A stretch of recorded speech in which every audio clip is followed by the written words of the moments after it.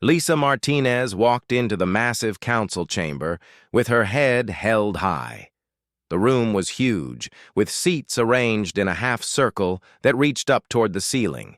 Each seat held a different alien species, and all of them were staring at her with cold eyes. She had been Earth's ambassador to the Galactic Council for 3 years. 3 years of trying to make humans fit into their perfect system. 3 years of listening to complaints about how humans did everything wrong. Captain Jake Sullivan walked beside her, his military uniform clean and pressed. His hand stayed, close to his weapon, even though weapons were banned in the council chamber. Old habits died hard for soldiers. The council prime, a tall, bug-like creature called Vextel, stood up from his chair. His wings made a soft buzzing sound as he moved. When he spoke, his voice was cold and sharp. Ambassador Martinez, we have reached our final decision about humanity's place in this council. Lisa felt her stomach drop, but she kept her face calm. She had expected this day would come. The signs had been there for months. Closed meetings she wasn't invited to. Trade deals that suddenly fell through. Military cooperation that stopped without explanation. The human species has proven too dangerous for continued membership in our council, Vextal continued. Your expansion rate breaks 17 of our laws. Your military actions are too violent by our standards. Your refusal to follow our rules makes you unfit for civilized space. A blue, fish-like alien named Threshka spoke next. Water bubbled through her translation device as she talked. Human colonies have defended themselves with too much force. Human traders have taken business from established companies. Worst of all, humans have refused to let us control their artificial intelligence research. Lisa's hands tightened into fists at her sides. Every accusation was true, but they made it sound like crimes. Humans had defended their homes when pirates attacked. Human businesses had offered better deals than alien monopolies. Human scientists had refused to stop their research just because the Council was afraid of AI. We are giving humanity 1 standard month to remove all human presence from Council space, Threshka announced. All trade agreements end today. All. Military partnerships are canceled. Jake stepped forward, his jaw tight with anger. You're making a huge mistake. We've been your strongest allies against the Void Hunters. Our fleets have saved 3 council worlds just this year. A crystal, being that looked like living glass, flashed with colored lights. The translator turned its light patterns into words. Your violent tendencies are exactly what we want to remove from civilized space. The galaxy will be more peaceful without human interference. Lisa gathered her papers and data pads with steady hands. Inside, she was burning with rage, but she had been a diplomat too long to let it show. Very well. Humanity will follow your decision, but remember this moment because I think you'll regret it later. As the human delegation turned to leave, Lisa heard the aliens starting to talk among themselves. They sounded relieved, like they had just solved a big problem. They had no idea what they had just done. Jake walked beside her as they left the chamber. When they were out of earshot, he leaned close and whispered, They have no clue what's coming, do they? Lisa shook her head. None at all. The truth was that humanity had been preparing for this day since they first joined the Council. Earth's leaders had never trusted the aliens completely. Too many species in the Council seemed afraid of human progress. Too many rules seemed designed to hold humanity back. While the Council had limited human expansion in their space, humans had been secretly building colonies in the wild regions beyond Council control, mining operations in uncharted systems, research stations in the dark between stars, military bases in the lawless frontier. The Council thought they were kicking humanity out of civilized space. They didn't realize they were setting humanity free. As they walked through the station corridors toward their ship, Lisa thought about the messages waiting in her secure communications. The Corvan Confederation wanted military alliance with humanity. The Free Traders Union was offering exclusive deals. The Sarak clans were ready to give humans territory in exchange for protection. All of these groups had been pushed around by the Council for years. All of them were tired of following rules made by species that feared change. All of them had been waiting for someone strong enough to stand up to the Council. Jake was smiling now, the kind of cold smile that scared enemies and worried friends. How long do you think it'll take them to realize their mistake? Lisa thought about the Void. Hunters, the ancient machine race that had been attacking the galaxy for centuries. The Council's military was old and slow, built for defense and following orders. It was human tactics and human innovation that had been holding the machines back. 6 months, she said. Maybe less if the Void Hunters hit them hard. They reached. Their ship, a sleek human cruiser that was already warming up its engines. The pilot, Commander Ryan Torres, was waiting for them at the airlock. How did it go? He asked, though their faces already told him the answer. Exactly as expected, Lisa replied. Send the message to Earth. Operation Independence is a go. As their ship pulled away from the Council station, Lisa looked back at the massive structure one last time. It had been the center of galactic civilization for thousands of years, the most important place in known space. In 6 months, it would be begging humanity for help. In a year, it might not exist at all. The Council had just made the biggest mistake in galactic history. They had kicked out the only species tough enough and crazy enough to save them from what was coming. But humanity wasn't their problem anymore. Humanity had its own destiny to build in the wild stars beyond the frontier. The age of the Council was ending. The age of humanity was about to begin. Admiral Kate Harrison stood on the bridge of her flagship, watching the last human transport ships leave Council space. The evacuation had been fast and smooth, almost too easy. What the Council didn't know was that humanity had been ready for this day for years. Final transport group has cleared the border, Admiral, reported Lieutenant Commander Ben Carter from his station. All civilian colonies have been moved to the fringe sectors. Kate nodded and drummed her fingers on her command chair. The fringe. Sectors were the lawless regions beyond Council control. Pirates, outcasts, and independent species made their homes there. It was exactly where humanity wanted to be. Dr. Amy Foster walked up with a data pad in her hands. Her face was serious but determined. The Council's restrictions actually helped us, Admiral. While they limited our growth in their space, we've been secretly building research facilities and mining operations in uncharted systems. Our resource base is stronger now than when we were members. On the main screen, the last Council checkpoint grew smaller as they jumped to hyperspace. Communications Officer Ryan Torres picked up a transmission from the Council fleet that had been following them. They're celebrating, he said with disgust in his voice. The bug commander is congratulating his crew on removing the violent humans from civilized space. Admiral Harrison allowed herself a cold smile. Let them celebrate. Commander Nina Walsh, how are our new allies responding? The intelligence officer checked her reports. The Corvin Confederation is eager to make our military cooperation official.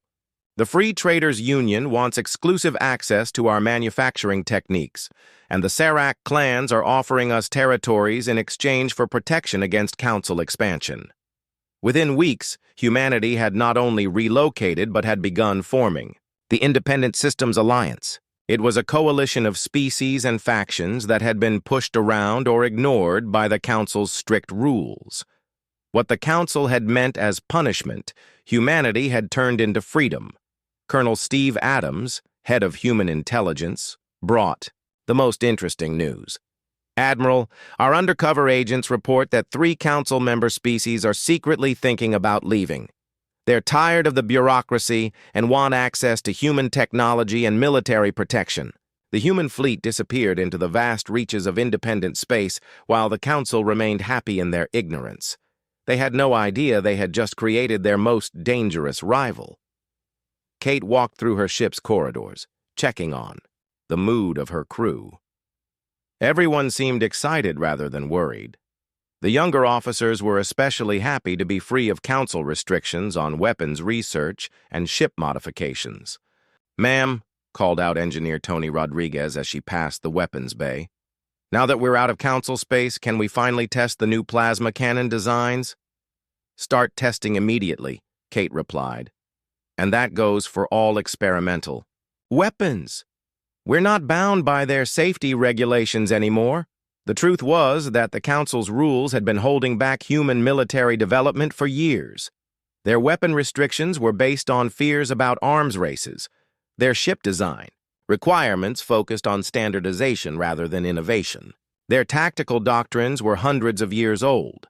Now humanity was free to develop whatever they needed to survive in the dangerous frontier regions, and they were already finding that their new allies brought capabilities the Council had never imagined. Commander Ben Carter brought her the latest intelligence reports from their Sarek allies. "Admiral, the Sarek clans have stealth technology that's years ahead of anything the Council uses. They're willing to share it in exchange for our shield generators." Dr. Amy Foster added her own discoveries. "The Corvin shipyards can produce vessels at 3 times the rate of Council facilities. They want to incorporate our modular design philosophy into their construction methods." What was emerging was not just an alliance, but a fusion of different technological approaches. Human adaptability combined with alien specialization was creating something entirely new. The Independent Systems Alliance was growing faster than anyone had expected. Species that had been denied council membership for being too aggressive or too independent were eager to join. Pirates were becoming patrol fleets. Smugglers were becoming trade networks. Mercenaries were becoming alliance military units. "Status report on our territorial expansion," Kate requested during the daily briefing. Strategic analyst Carl Johnson highlighted star systems on the holographic display. "We've established major bases in 12 systems and have mining rights in 30 more. Our territory now covers approximately 40% of the fringe sectors." Intelligence Chief Nina Walsh added the political situation. "More importantly, we're getting requests for protection from independent colonies throughout the region. Word is spreading that the Alliance actually defends its members, unlike the Council, which just sends strongly worded messages." The contrast was becoming clear to everyone in the frontier regions. The Council talked about peace and civilization, but when pirates attacked or warlords invaded, Council help was slow and limited. The Alliance, with its human-led fleets, responded fast and hit hard. Captain Jake Sullivan, now commanding the Alliance Rapid Response Force, sent regular reports that painted a clear picture. "We're not just defending territory, we're actively hunting down the threats. Pirate activity in Alliance space has dropped by 80% in just 2 months." The success came from something the Council had always feared about humanity: their willingness to take the fight to the enemy instead of just defending. Human commanders were authorized to pursue pirates into neutral space. Alliance fleets could strike preemptively against gathering threats. Meanwhile, the Council was sending increasingly worried diplomatic messages. The latest arrived from Councillor Threshka personally. "Director Price, we are concerned about reports of aggressive expansion in the fringe sectors. We hope humanity will remember their responsibilities to galactic peace." Director Helen Price's response was polite but firm. "The Alliance is committed to protecting its members and maintaining order in our region. We have no plans to interfere with Council space." What the message didn't mention was that the Alliance was getting stronger every day.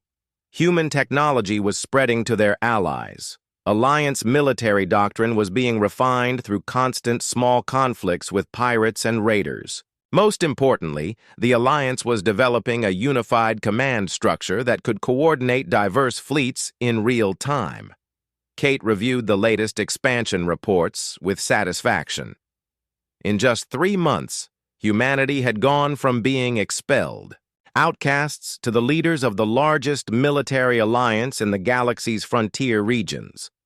The Council had thought they were getting rid of a problem. Instead, they had created a rival that was growing stronger, while they remained trapped in their bureaucratic paralysis. But the real test was coming. Intelligence reports spoke of increased Void Hunter activity in the dark regions beyond known space. The ancient machine intelligence was stirring again, and when they struck, everyone would learn the true cost of the Council's mistake. The Alliance was ready. The question was whether the Council would still exist when humanity was done, building something better. 6 months after humanity's expulsion, emergency sirens screamed across every Council world.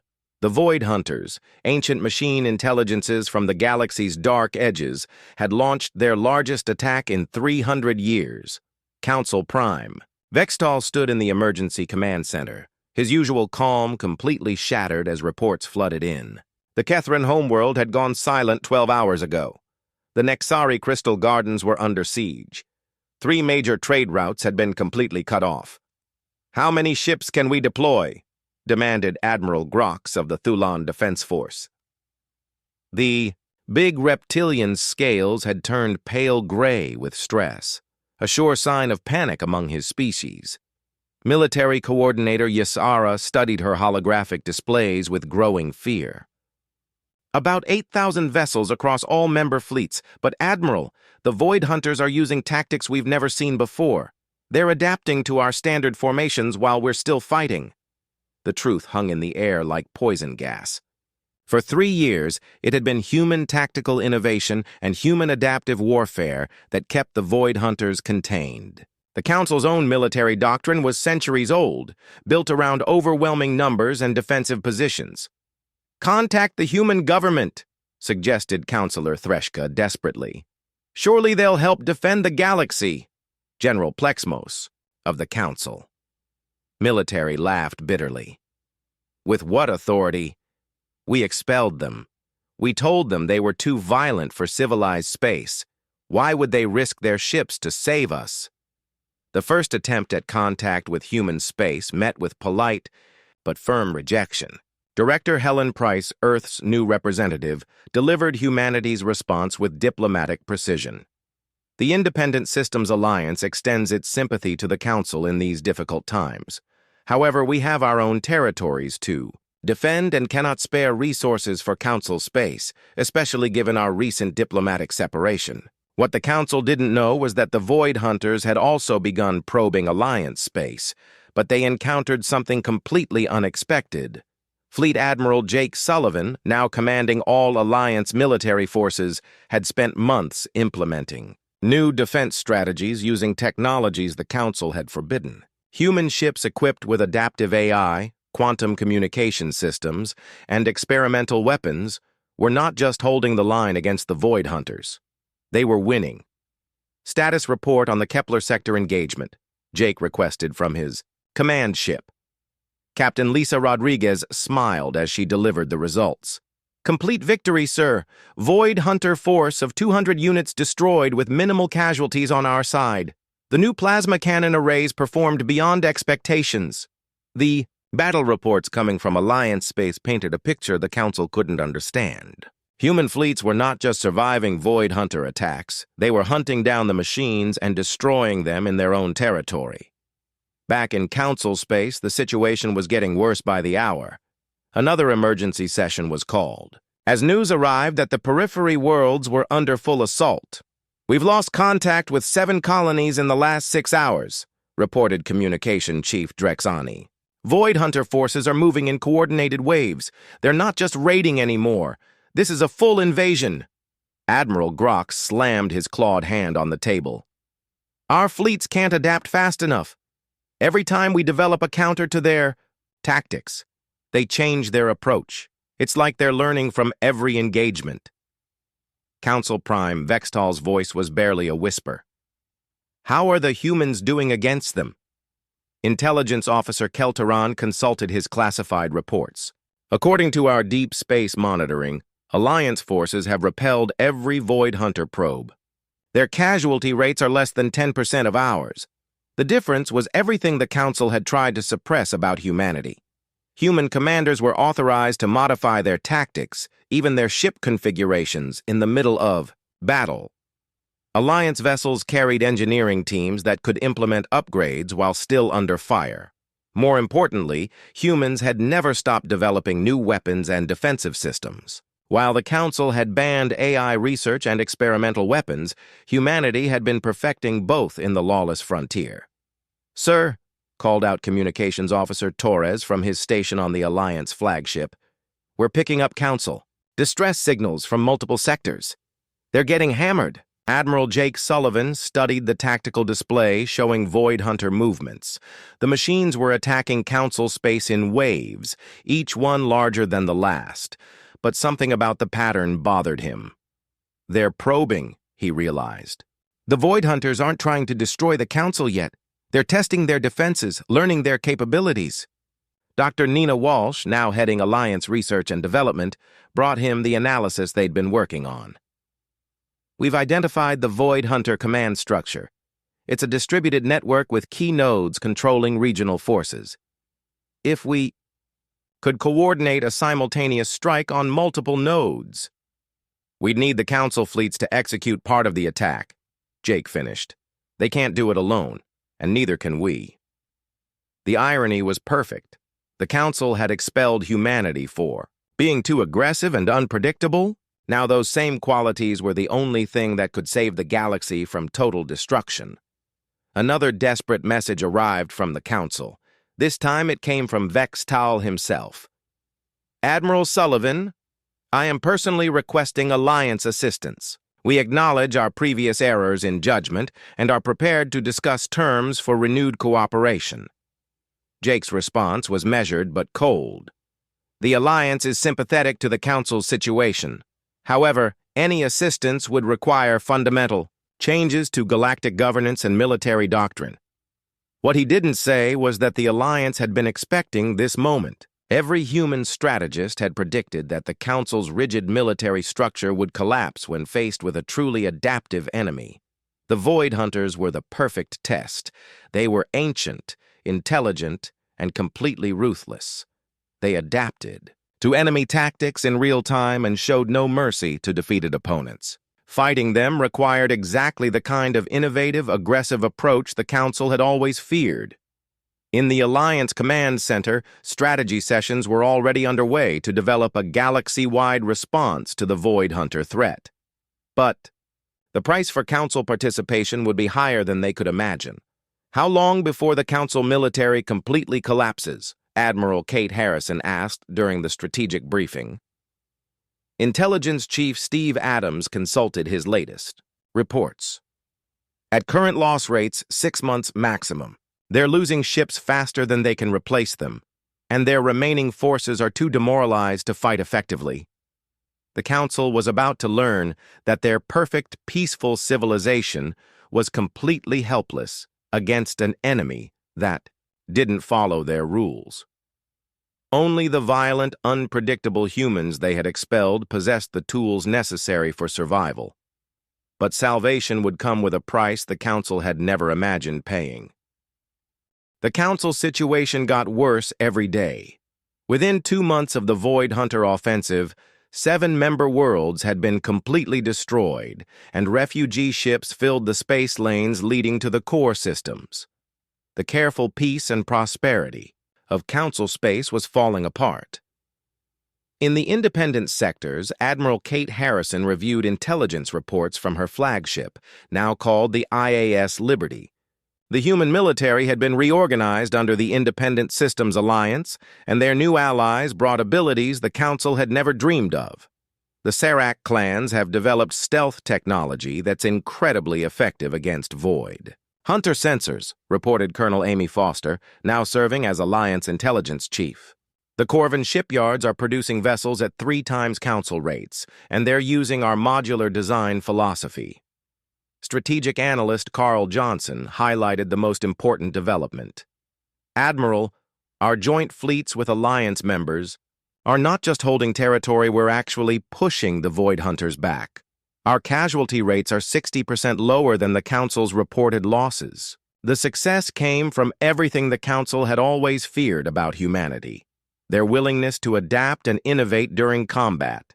Human commanders were allowed to modify tactics, even ship configurations in the middle of battle. Alliance. Ships carried repair teams that could implement upgrades while still under fire. Meanwhile, the Council was sending more and more desperate diplomatic messages. The latest arrived from Counselor Threshka personally. Director Price, I am authorized to offer humanity full membership with voting privileges on all military matters. We acknowledge our error in judgment and formally request Alliance assistance in defending Council space. Director Helen Price's response was measured but firm. The Alliance appreciates the Council's revised position.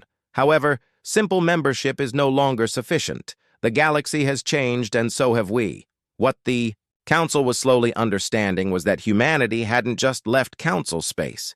They had created something entirely new. The Independent Systems Alliance now controlled major resources, commanded diverse fleets, and had established trade relationships that completely bypassed Council space. Admiral Ben Carter, commanding the Alliance border forces, delivered regular reports that painted a clear picture. Council military doctrine is failing completely.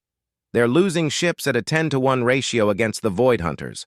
At current rates, they have maybe 6 months before total collapse. The question facing the Alliance wasn't whether they could help the Council, but whether they should. And if they did intervene, what price would they demand for salvation? Dr. Nina Walsh, now heading Alliance Research and Development, presented the final piece of the puzzle. We've identified the Void Hunter's central weakness, but exploiting it would require coordinating a galaxy-wide offensive. The Council fleets alone cannot execute this strategy. The moment of decision was approaching, and the Council was about to learn exactly how much they had underestimated humanity.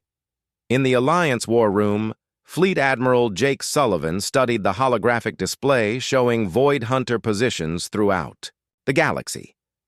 The machines had established forward bases in dozens of systems, creating a network that could coordinate attacks across vast distances. The key is simultaneous strikes, explained Dr. Walsh, pointing to critical nodes on the display. If we can hit 17 command centers within a 6-hour window, their entire network will collapse. But it requires precise timing and advanced coordination. Captain Lisa Rodriguez raised the obvious problem. The Council fleets can barely handle single engagements. How can they participate in something this complex? Jake smiled grimly. They can't, not as they are now. But we can fix that. The Alliance had developed new command and control systems that allowed real-time coordination between different species and ship types. Quantum communication networks that provided instant updates across interstellar distances. AI systems that could adapt battle plans as situations changed. All of this technology had been developed in violation of Council regulations. Now it was the only thing that could save the galaxy. Another message arrived from the Council, this one marked with the highest priority codes. Council Prime Vextal himself was requesting direct communication with Alliance leadership. We are prepared to accept any reasonable terms for assistance, the message stated. The survival of galactic civilization is at stake. Admiral Kate Harrison convened the Alliance Council to discuss their response. Representatives from human colonies, Corvin worlds, Serac clans, and independent systems gathered to decide the fate of their former oppressors. They threw us out when they didn't need us, argued Corvin Admiral Thexra. Why should we risk our ships to save them now? Because if the Void Hunters destroy the Council, they'll come for us next with even greater force, replied Human Colonel Tony Rodriguez. This isn't about saving them. It's about saving ourselves. Serac clan leader Vashati made the most practical point. What guarantee do we have that they won't just kick us out again once the threat is over? They need to prove their commitment to change. The alliance terms were drafted over the next several days. When they were finally transmitted to the Council, the response was stunned silence. You want us to dissolve the Galactic Council? Vexatal's voice was barely a whisper during the emergency communication. Not dissolve, Director Price corrected. Transform. The Galactic Federation would include every sapient species with equal representation. No more restrictions on expansion, research, or military development. No more bureaucratic control over how species defend themselves. The council representatives looked at each other with expressions of horror and desperation. Everything they had spent millennia building was being demanded as the price of survival. "You're asking us to abandon everything the council represents," protested the Nexari delegate. "The council represents stagnation and fear of progress," Dr. Helen Price responded coldly. "The galaxy needs something better." While the council debated, Alliance fleets were already moving into position. The operation against the Void Hunters would happen with or without council participation, but without their ships, the attack would be limited and might not succeed completely. Admiral Jake Sullivan received intelligence reports that made the decision urgent. "Void Hunter reinforcements are arriving from outside the galaxy. If we don't strike within the next month, their forces will be too strong to defeat." The Council's final response came 3 days later. Council Prime Vextel's voice carried the weight of defeat and resignation. "The Council accepts Alliance terms. We place our fleets under Alliance command for the duration of the crisis. We agree to discuss fundamental restructuring of galactic governance after the threat is eliminated." In the Alliance Command Center, celebration was mixed with grim determination. They had gotten what they wanted, but now they had to deliver on their promise to save the galaxy. "How long to retrain their commanders in our tactical systems?" Kate asked her staff. 2 weeks minimum," replied Colonel Amy Foster. "Their officers have never operated with this kind of flexibility. It's going to be a shock to their entire military culture." The real test was just beginning. Could the Alliance transform centuries-old Council military doctrine in time to execute the most complex operation in galactic history? The survival of every species in the galaxy depended on the answer. The emergency session of the Galactic Council met under conditions none of its founders could have imagined. Half the chamber seats were empty, their occupants either dead, missing, or defending their homeworlds against the Void Hunter attack. Council Prime Vextal's once proud bearing had been replaced by complete desperation. Admiral Kate Harrison entered the chamber not as someone asking for help, but as the representative of the Independent Systems Alliance. Behind her walked delegates from a dozen species that had never been allowed council membership, all now united under humanity's leadership. "The Alliance is prepared to help end the Void Hunter threat," Admiral Harrison announced without any introduction. "However, our terms cannot be changed." General Plexmos leaned forward desperately. "Name them. Whatever you need." "First, the Galactic Council will be dissolved and replaced by the Galactic Federation, with equal representation for all intelligent species. Second, all territorial restrictions will be removed. Species will be free to expand and develop according to their own abilities. Third, the ban on advanced AI development and military innovation will be permanently lifted." The remaining council members looked at each other with expressions of horror and defeat. Everything they had tried to prevent was being demanded as the price of survival. "You're asking us to abandon everything the council represents," protested the Nexari delegate weakly. Dr. Helen Price, now serving as Alliance diplomatic chief, responded coldly. "The council represents stagnation, bureaucracy, and the suppression of progress. The galaxy needs something better." As the Alliance terms were being debated, their fleets were already moving. Admiral Jake Sullivan commanded a combined force of human, Corvan, Serac, and free trader vessels that was larger than anything the old council had ever assembled. The strategy Dr. Nina Walsh had developed required precise coordination across multiple star systems, the kind of adaptive, real-time command structure that only humanity had perfected. The training of council forces had been brutal but necessary. Human instructors had worked around the clock to teach alien commanders how to use Alliance tactical systems. The cultural shock was enormous. Council officers had been trained to follow orders and maintain formation. Alliance doctrine required them to adapt and improvise during battle. Status report on integrated fleet exercises, Jake requested during the final briefing before the operation. Captain Ryan Torres consulted his reports. The Thulon Defense Force is adapting well to our command protocols. The Nexari crystal ships are having trouble with the rapid tactical changes. The Kethran survivors are eager to fight, but lack experience with our weapons systems. The final offensive against the Void Hunters was planned to last exactly 72 hours. Alliance forces would strike simultaneously at 17 critical nodes in the machine intelligence's network, using tactics that combined human unpredictability with alien technological advantages. Dr. Nina Walsh had discovered that the Void Hunters operated on predictable algorithms when facing known threats. They had been programmed to counter the standard strategies used by galactic civilizations for thousands of years, but they couldn't adapt to the coordinated chaos that Alliance forces represented. "All fleets report ready," announced communications. Chief Ben Carter, as the countdown reached its final minutes. Admiral Jake Sullivan opened the galaxy-wide communication channel that would coordinate the largest military operation in recorded history. "This is Alliance command to all units. Operation. Starfall begins in 60 seconds. The attack began simultaneously across 17 star systems. Human-led task forces struck with experimental weapons and unpredictable tactics. Corvin heavy cruisers provided massive firepower. Serac stealth ships infiltrated Void Hunter defenses. Council fleets, operating under Alliance command, delivered coordinated bombardments with precision they had never achieved before.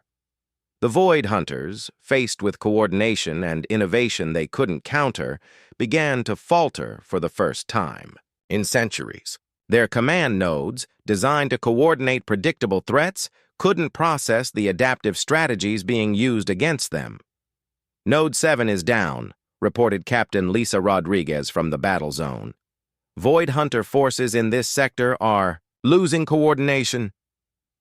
"Node 12 destroyed," came another report from Serac clan leader Vashati. "Their defensive algorithms are starting to break down." The battle lasted exactly 68 hours and 15 minutes. When the last Void Hunter command facility went silent, the galaxy had been forever changed. The machine intelligence that had threatened civilization for millennia had been reduced to scattered, uncoordinated units that could be hunted down at leisure. In the aftermath, the survivors of the old council had no choice but to accept alliance terms. But many found that the new order offered opportunities their rigid system had never allowed. The Galactic Federation was established 6 months later. Unlike the old council, it had no restrictions on expansion, research, or military development. Species were free to pursue their own destinies without bureaucratic interference. Former Council Prime Vextail found himself serving as a regional coordinator in the new federation, working alongside human administrators he had once dismissed as too violent for civilized space. The galaxy was more chaotic now, but it was also more vibrant, more innovative, and surprisingly more peaceful. Admiral Kate Harrison, now serving as Federation Defense Chief, often thought about that first day when humanity had been expelled from Council space. The aliens had been right about one thing. Humans were too aggressive and unpredictable for their civilized galaxy. They just hadn't realized that their civilized galaxy was doomed without those very qualities. 3 years after the formation of the Galactic Federation, the galaxy was a very different place. Human colonies had spread to hundreds of new systems. Alien species that had been suppressed under Council rule were flourishing. Trade was booming as artificial restrictions were lifted. The Void Hunter threat had been completely eliminated. Their scattered remnants had been hunted down by Federation fleets using tactics that would have horrified the old Council. But the galaxy was safe in a way it had never been before. Captain Ryan Torres, now serving as a Federation diplomat, liked to tell new species joining the Alliance a simple truth. Sometimes the most dangerous thing you can do is tell humans they're not welcome. We have a tendency to build something better right next door. The old Council had learned this lesson too late. They had tried to control humanity's aggressive nature and innovative spirit. Instead, they had set those forces, free to reshape the entire galaxy. In the end, the moment humans left Council space, the Council had indeed made a mistake. But it wasn't the mistake they thought they were making. They hadn't just lost valuable allies. They had created the force that would replace them entirely. The age of cautious, bureaucratic control was over. The age of human-led expansion and innovation had begun, and the galaxy would never be the same.